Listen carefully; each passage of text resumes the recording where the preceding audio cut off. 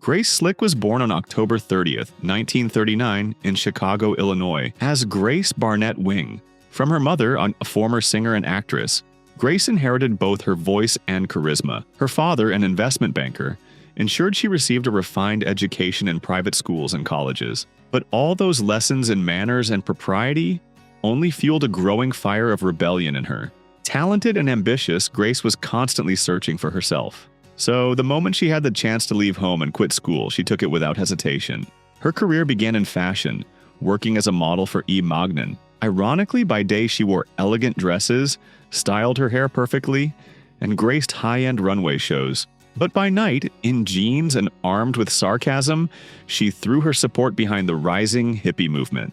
The next rebellious step came quickly. In the summer of 1961, Grace married her childhood friend and aspiring filmmaker Jerry Slick. He became more than just her husband. He inspired her to use not only her beauty, but also her voice. Grace began writing music for Jerry's short films, exploring her creative side beyond modeling.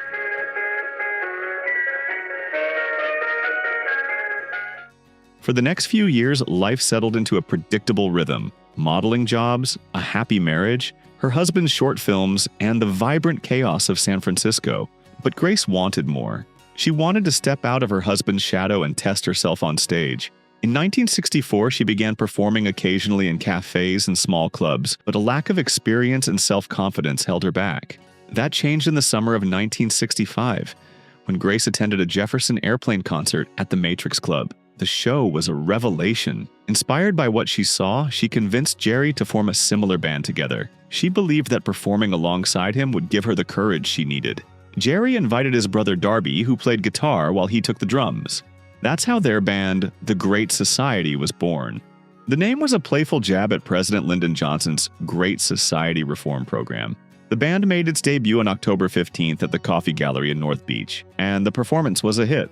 That same night, under the influence of psychedelics, Grace wrote White Rabbit in less than an hour. The song, blending Lewis Carroll's Alice in Wonderland imagery with the Spanish bolero rhythm from Miles Davis's Sketches of Spain, instantly became the group's signature track. Their early success came from the fact that the Great Society wasn't a polished folk band. They were spontaneous experimenters. They created the kind of music their audience wanted to hear in the moment. Darby's lean toward raga rock gave the band texture, while Grace learned to command the stage with her voice, turning ordinary lines into unforgettable slogans. By the end of 1965, small record labels had started to take notice. Eventually, the Great Society signed with Golden State Records. Within months, under the supervision of producer Sylvester Stewart, who would later become famous as Sly Stone, the band recorded several tracks. The first, Free Advice, went largely unnoticed, but the second, Darby's Someone to Love, made an impression. The release was local, and the sound quality left much to be desired, but Grace Slick's voice and her undeniable presence could not go unnoticed.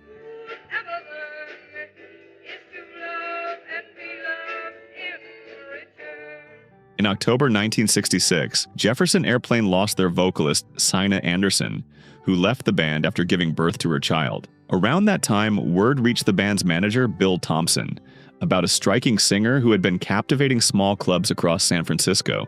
Thompson, along with Jack Cassidy, decided to see her live. And from the first notes of the Great Society's performance, they knew Grace Slick was exactly who they needed.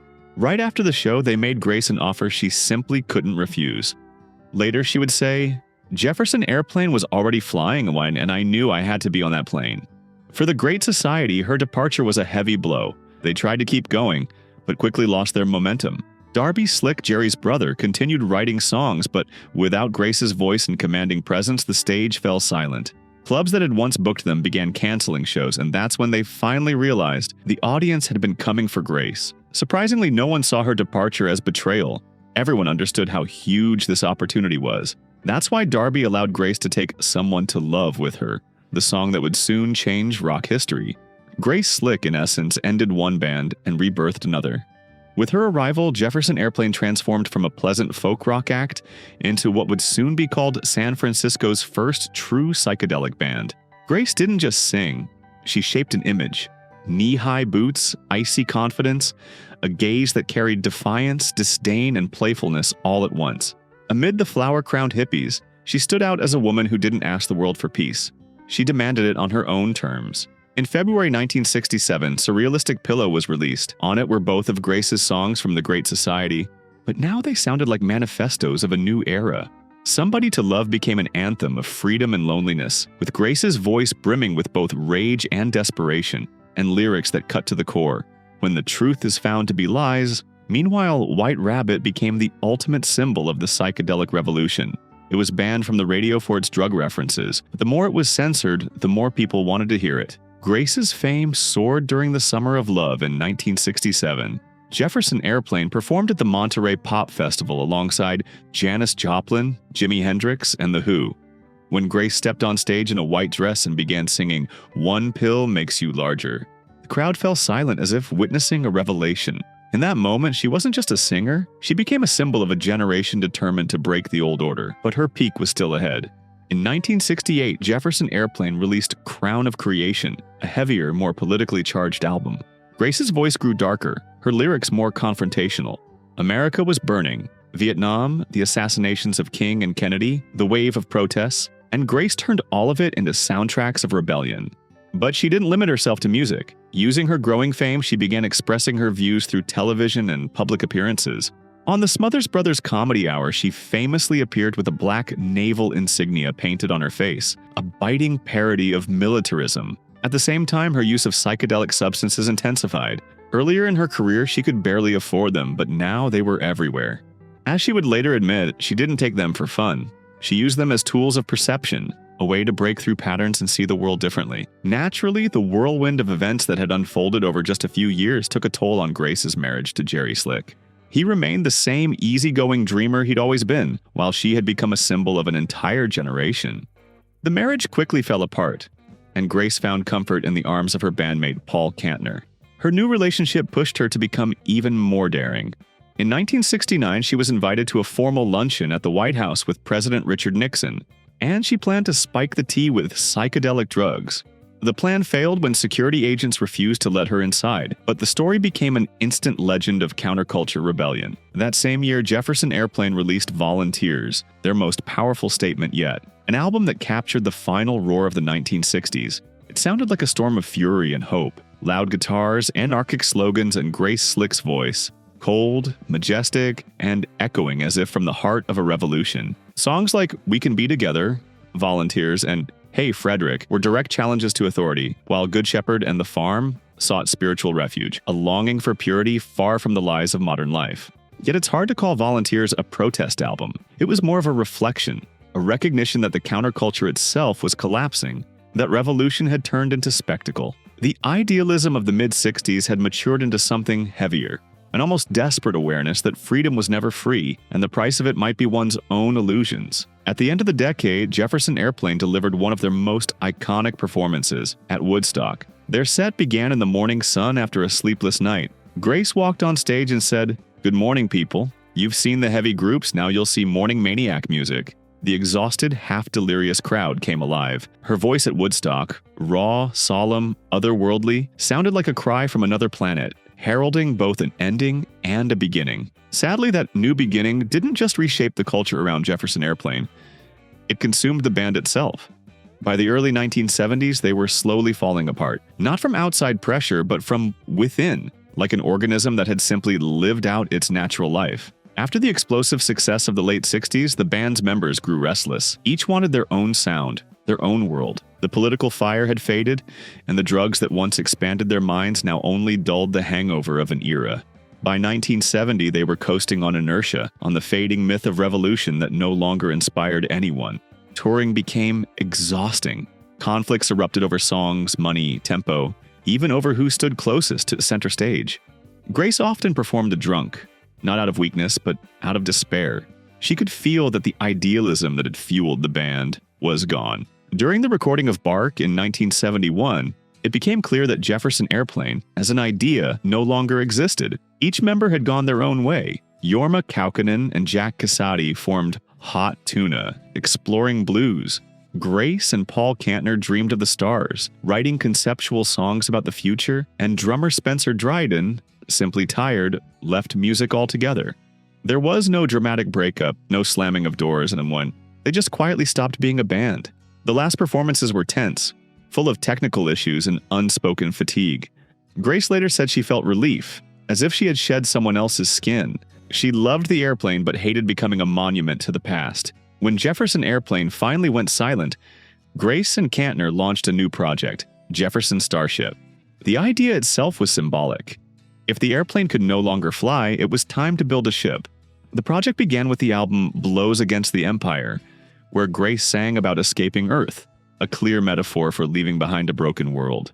By then, Grace had given birth to her daughter, China, and her life found an uneasy balance between motherhood, alcohol, and music, a quieter orbit after the chaos of the skies. In 1975, Jefferson Starship released Red Octopus, an album that unexpectedly became a massive commercial success. The song Miracles, written by Paul Kantner, climbed the charts and earned the band a gold record. For Grace, it was a strange new feeling. For the first time, she tasted mainstream success not as a revolutionary but as a star. But behind the scenes, things were far darker. Alcohol had become her constant companion, shifting from comfort to addiction. She was no longer the voice of the counterculture.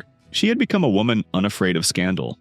She could cancel a concert on a whim, insult a reporter, or drink herself unconscious before a show. During one performance in Germany, she called the audience the children of Nazis, and the concert had to be stopped.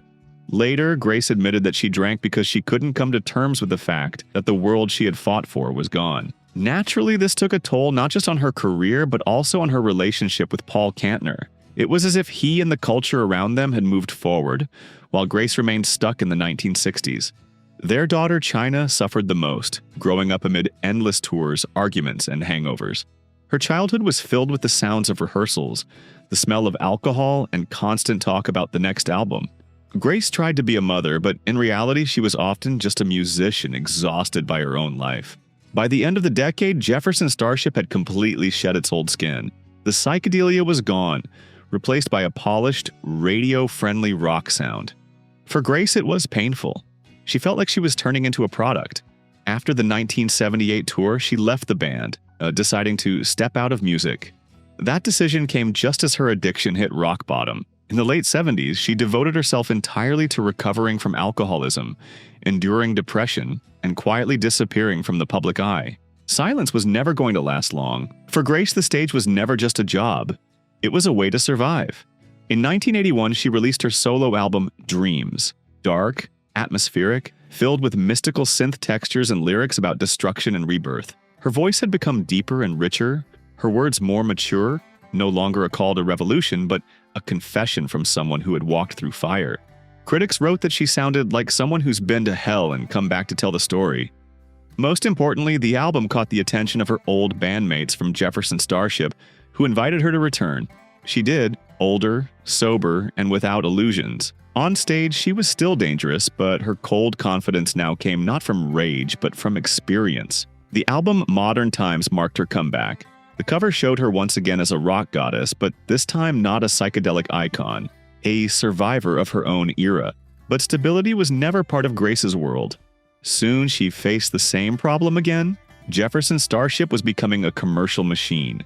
The music was glossier, producers demanded hits, and radio wanted simplicity. Grace felt increasingly out of place in that shiny, hollow sound. Still, she pushed on, recording, touring, learning to bite her tongue and keep her drink at a distance. By 1984, the tension had reached its breaking point. After releasing Nuclear Furniture, the band split. The remaining members decided to start fresh, shortening the name to Starship. Tired of conflicts and legal battles, Grace agreed to join, this time without any revolutionary slogans, simply as a vocalist. The music changed drastically. More synthesizers, less soul, more Polish and shine. The 1985 album Knee Deep in the Hoopla became a massive success. We Built This City and Sarah shot up the charts, making Starship one of the most popular bands of the decade.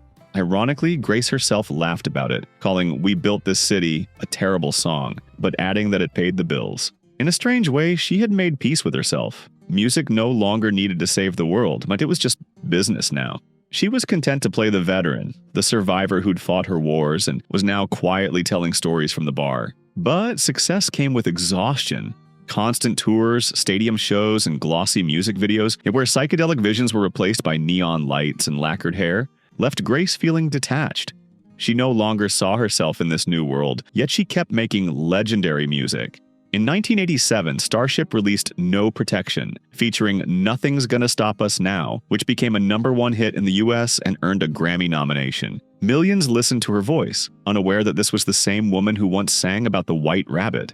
By the late 1980s, Grace had lost all interest in the pop industry, a price perhaps for the compromise she'd made. The rebellious spirit born in those prim school halls still burned inside her, but now it burned quietly, painfully. In 1988, she left Starship after a tour, saying she was too old to wear sequins. She was 49 and knew it was time to close the musical chapter. There were no scandals, no dramatic farewells. She simply walked away quietly without fanfare. By 1990, Grace Slick was no longer singing. She moved to California and devoted herself to painting, creating vivid, expressive works that carried the same wild, inner light once found in her voice. When journalists asked if she missed the stage, Grace would say that she'd already told the world everything she needed to. Now, she'd add, it's time for color to do the talking. Grace Slick remains a rare example of someone who knew when to step off the stage to live another life. Her career wasn't just a musical journey, it was a metaphor for transformation, how a person can live through a revolution, fall into the abyss, rise again, and still remain true to themselves.